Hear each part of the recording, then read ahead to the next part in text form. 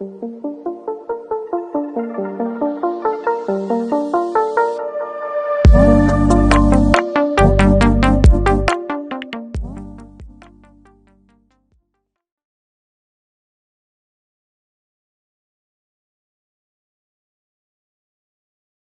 1. This module introduces the topic of blockchain security. The main goals of this course is to help to understand fundamental security principles of blockchain technology, to identify key security threats and vulnerabilities in blockchain ecosystems. We also aim to provide best practices for secure interaction with blockchains. The course also aims to address strategies for risk management in blockchain for businesses and raise awareness of emerging security threats in the blockchain landscape. Blockchain security includes all measures that protect the integrity, confidentiality, and availability of distributed ledger systems. Key actions include protecting on-chain data from tampering and unauthorized access, securing the network layer, nodes, validators, consensus, safeguarding smart contracts and decentralized applications, and ensuring strong key management and user identity security. Decentralization enhances security by eliminating single points of failure through distributed validation, censorship resistance, lower counterparty risk, and greater transparency and auditability. Key security challenges include governance disputes leading to forks, slow vulnerability patching, coordination difficulties in incident response, and inconsistent node security across participants. Data blocks are linked with collision-resistant hashes, so changing one invalidates all that follow. Asymmetric cryptography guarantees transaction authenticity and non-repudiation, while consensus ensures immutability without relying on a single authority. A hash function is like a digital shredder with a unique stamp, turning data of any size into a fixed 256-bit hexadecimal value that appears random. Changing even one input bit drastically alters the output, an effect called the avalanche effect. Examples include SHA-256 and Keccak-256.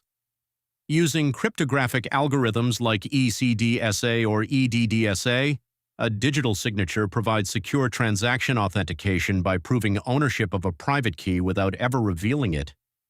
Public key cryptography uses asymmetric key pairs, a public address, and a private key, securely generated from a seed phrase under the BIP 39 standard. Merkle trees enable efficient data verification, allowing light clients to use simplified payment verification, SPV, to verify transactions without downloading the full blockchain.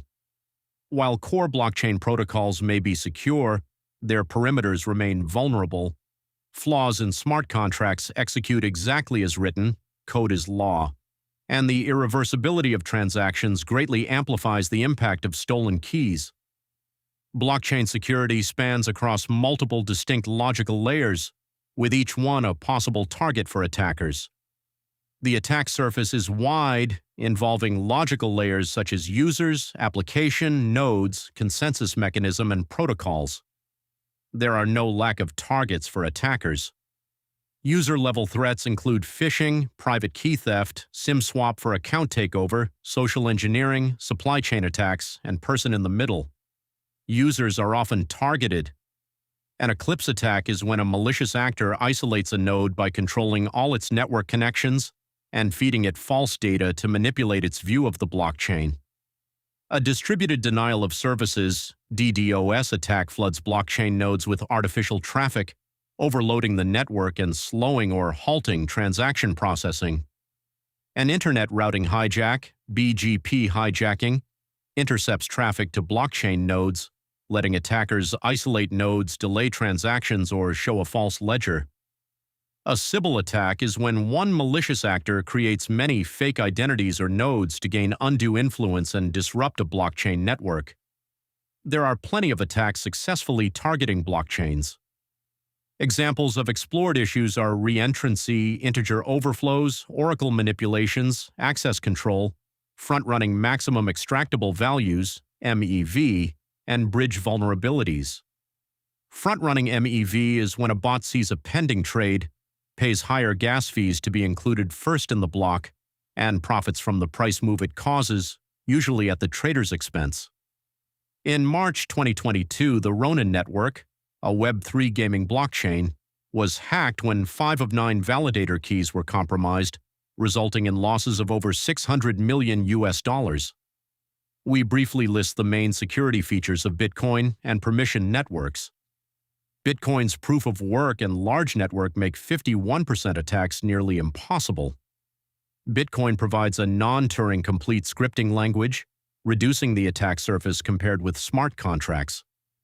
The traditional account-based model tracks balances like a single bank ledger, while the UTXO model processes transactions by consuming and creating discrete chunks of cryptocurrency, like spending and receiving cash and change.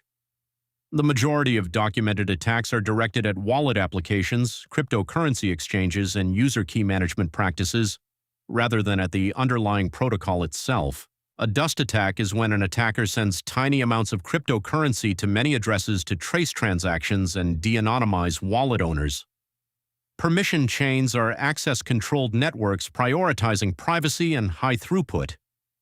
Key primary security risks of permission networks arise from improperly configured access control lists, ACLs. Centralized architectures introduce vulnerabilities associated with reliance on certificate authorities and centralized identity management mechanisms. Blockchain security is multi-layered, involving protocol, network, application, and user. Immutability and decentralization constitute significant security advantages. However, they simultaneously give rise to distinctive technical and operational challenges. The cryptography ecosystem, which includes hashing, digital signatures, and public key infrastructure, is the backbone of blockchain trust.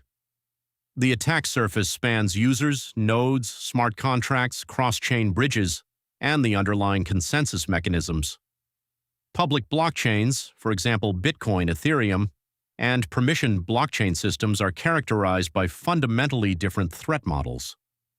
In practice, most losses stem from application layer vulnerabilities and human error, not protocol failures. Thank you for your attention.